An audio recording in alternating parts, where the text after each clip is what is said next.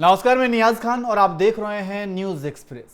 आप अपनी स्क्रीन पर एक तस्वीर देख रहे हैं और इस तस्वीर में आप देख सकते हैं कि वसुंधरा राजे के हाथों में एक पर्ची है और जब उस पर्ची को वो खोलती हैं और जब उसमें लिखा हुआ नाम वो देखती हैं तो वो सकपका जाती हैं, उनके चेहरे का रंग बदल जाता है। ये तस्वीर है 2023 राजस्थान विधानसभा चुनाव के बाद की, यानी कि जब रिजल्ट आ गया था और मुख्यमंत्री के चेहरे का अनाउंसमेंट होना था। ये तब की तस्वीर है और इस तस्वीर की चर्चा बहुत ज़्यादा हुई थी।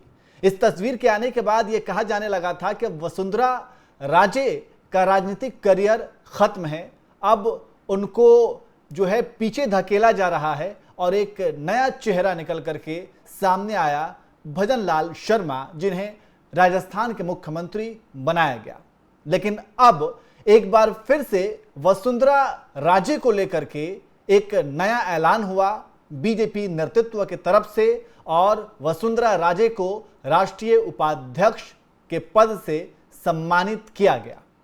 अब जब से ये पद उनको इस पद से उन्हें सम्मानित किया गया है, तब से अब ये कहा जाने लगा है कि महारानी ही रहेंगी और ये कहीं ना कहीं बीजेपी नेतृत्व और खास करके मोदी शाह का डर है, जो वसुंधरा राजे को एक बार फिर से राष्ट्रीय उपाध्यक्ष की उपाधि से सम्मानित किया गया है। इसी पर हम चर्चा करेंगे और हमारे साथ चर्चा करने के लिए हमारे वरिष्ठ पत्रकार सहयोगी अमीन जी हमारे साथ मौजूद हैं। अमीन जी, सबसे पहले तो ये तस्वीर आप भी देख रहे हैं, स्क्रीन पर चल रहा है ये पर्ची वाला, और अब फिर से जो उपाध्यक्ष बनाया गया है, तो इसके पीछे क्या जो बातें कही जा रही हैं कि डर गए हैं, बीजेपी डर गई है, बीजेपी नेतृत्व डर गई है, इसमें कितनी सच्चाई आपको दिख रही है? बिल्कुल, एक तरह से मतलब कि ये आज ही की बात नहीं है, पीछे से जितनी भी चीजें हुई हैं उसमें वसुंधरा राजे काफी मतलब कि नरेंद्र मोदी या अमित शाह के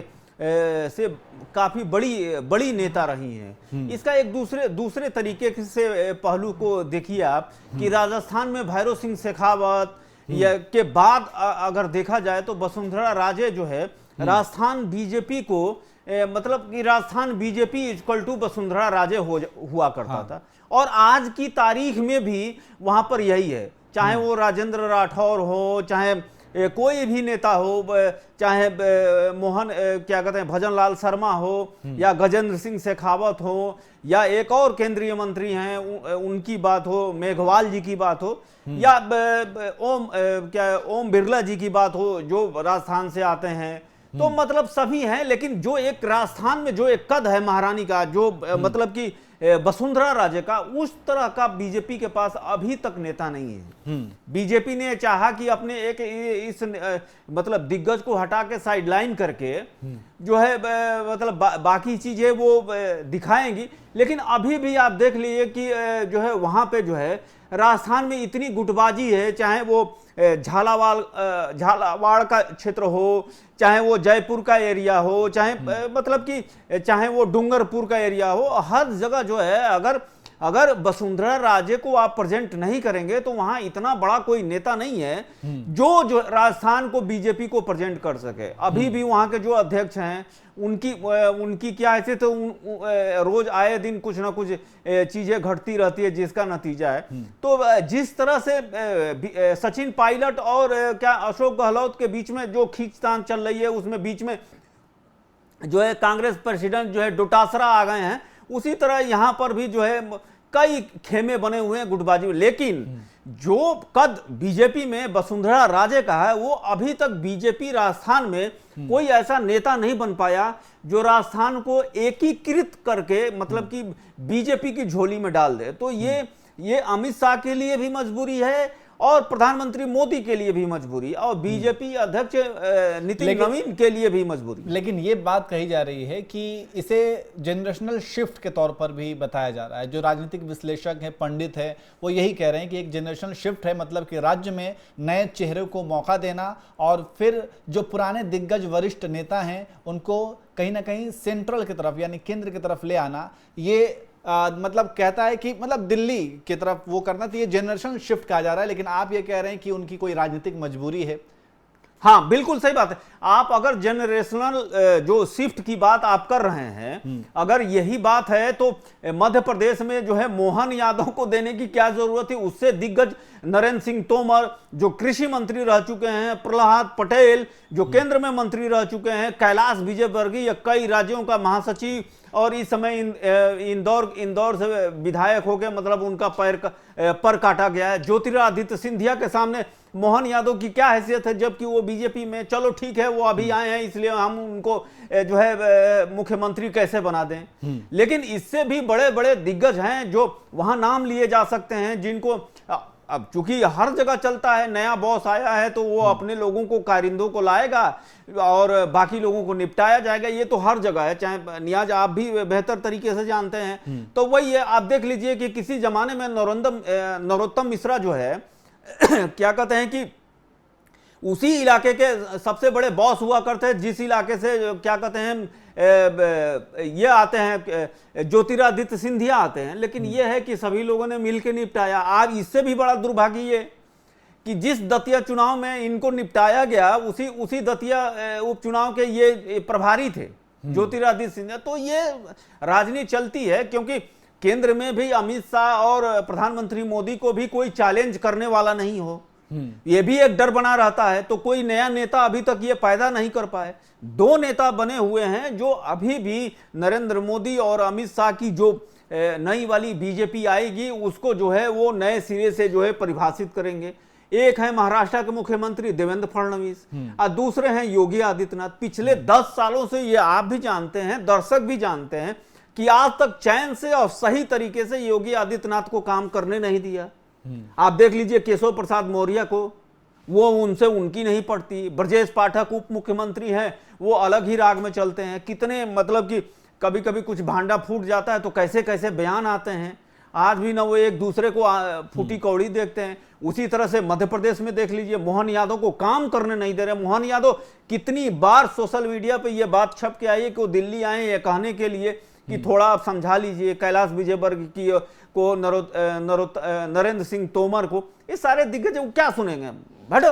अच्छा, क्या सारी चीजें, ये जो आप सारी बातें कह रहे हैं, एक कहावत भी है कि बरगद जो है कभी अपने आसपास किसी पेड़ को उगने नहीं देता है। तो क्या ऐसा ही कुछ है बीजेपी के अंदर, यानी कि जो एक मोदी लॉबी है, जिस तरीके से हमेशा से गुजरात लॉबी का जिक्र होता है, क्योंकि एक नए चेहरे को जो मौका दिया गया, चाहे आप भजन लाल शर्मा की बात करें, चाहे आप मोहन यादव की बात करें, क्या आपको नहीं लगता कि ये दोनों ही नेता जिन्हें मौका दिया गया खुद को साबित नहीं कर पाए या साबित नहीं करने दिया गया? नहीं, बिल्कुल सही बात है, वो साबित नहीं कर। ऐसे लोगों को ही बनाया गया कि हर महीने, हर 2 महीने पे दिल्ली में, राजस्थान में तो पूरा कांग्रेस जो है पर्ची की सरकार करती है। जैसे ही वो दिल्ली आएंगे, वहां के प्रेसिडेंट डोटासरा तो कहने लगे हैं कि पर्ची लेके दिल्ली गए हुए हैं। उसी तरह मोहन यादव, नायब सिंह सैनी को देख लीजिए हरियाणा में क्या हालत है। इससे बड़े बड़े दिग्गज हैं। अभी इसी हफ्ते गुड़गांव में नितिन नवीन के सामने कितना बड़ा एम्बैरेसमेंट हुआ कि इंद्रजीत राव ने यह कह दिया कि यहां पे वहां पे सुना ही नहीं जा रहा। मंच से उनका वीडियो वायरल हुआ, जबकि जब वो इंद्रजीत राव जब कांग्रेस में थे तो ये मुख्यमंत्री के दावेदार हुए कहते हैं, बीरेन्द्र सिंह, इंद्रजीत, जो सभी बीजेपी में आए कि हमको एक अच्छा इज्जत मिला, वो नहीं मिल पाया। तो वही चीज चल रही है कि सारा कमांड जो है दिल्ली से जा रहा है और सभी राज्य ऐसे ही चल रहे हैं। लेकिन 2 जगह ऐसा है जो अपने बलबूते, अपने विवेक से, अपने तरीके से सरकार चला रही, वो है महाराष्ट्र और यूपी। आप यूपी को देख लीजिए, इतना सारा कुछ लामबंद होने का, एक से एक घटनाएं हैं जो सोशल मीडिया से लेके परिस्थितियां बताती हैं। हम लोग तो जो लक्षण होते हैं उसके हिसाब से चीजों को कहते हैं।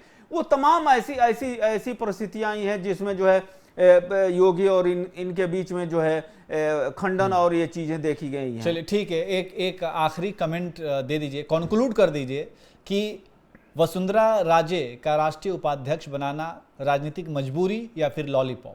नहीं, मुझे ऐसा नहीं लगता कि ये लॉलीपॉप है। अभी भी उनके अंदर इतना दम है कि वो 30 से 40 सीट जो है अपने बलबूते जिता सकती हैं राजस्थान में। एक कद्दावर नेता हैं राजनाथ सिंह, सुषमा स्वराज, यानी अटल, अडवाणी, मुरली मनोहर जोशी के द्वारा पैदा किए हुए नेता हैं वो वसुंधरा राजे, उनका एक राजनीतिक कद है, तो उसका सम्मान किया गया है डर के मारे, मतलब मजबूरी में किया गया है। हाँ, मतलब ये राजनीतिक डर है कुल मिलाकर के हम ये कह सकते हैं। और वसुंधरा राजे अभी तो बीच में ये भी कहा जा रहा था कि शिवराज को संगठन में भेजा जाएगा, तो अब पूरा मतलब लॉबी जो है, एक होता है ना राजनीति में, सोशल मीडिया पे जो चीज दिखता है वो चीज आप अगर देख रहे हैं तो वो तो बेवकूफी है। जो चीज नहीं दिख रहा है उसको आप बताइए, तो वो चीजें चल रही हैं।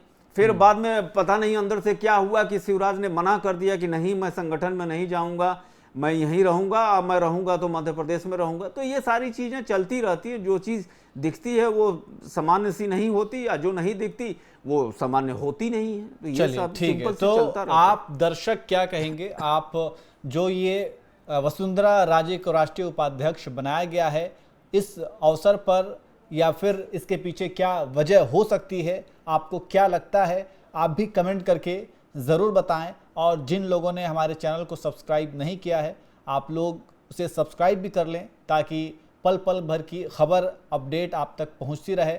हमारा इंस्टाग्राम चैनल भी है, पेज भी है, उसको भी आप जाएं फॉलो करें। और बहुत बहुत शुक्रिया।